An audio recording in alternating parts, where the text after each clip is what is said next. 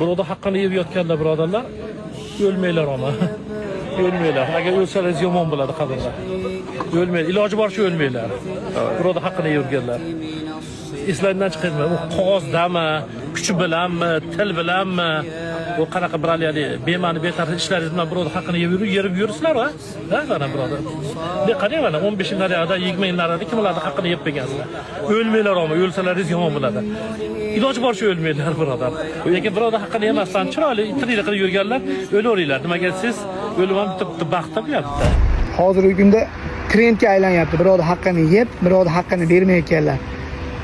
Videoda ko'rgan bo'lsanglar, xulosa chiqarib olinglar. Birovni haqqini yeyish yomon. Birovni omonatiga xiyonat qilish undan ham yomon. Qarz oldinglarmi? Beringlar. Muhtojliginglarni oldinglar, hojatinglarni chiqardinglarmi? Endi qaytaringlar. Ammo qarzni bermasdan amaki aytgandek o'lmanglar. Juda yomon oqibati. Bu videoga bitta like bosib, fikringizni kommentga qoldiringlar. Shunaqangi qarzi bor insonlarga yuborib qo'yinglar.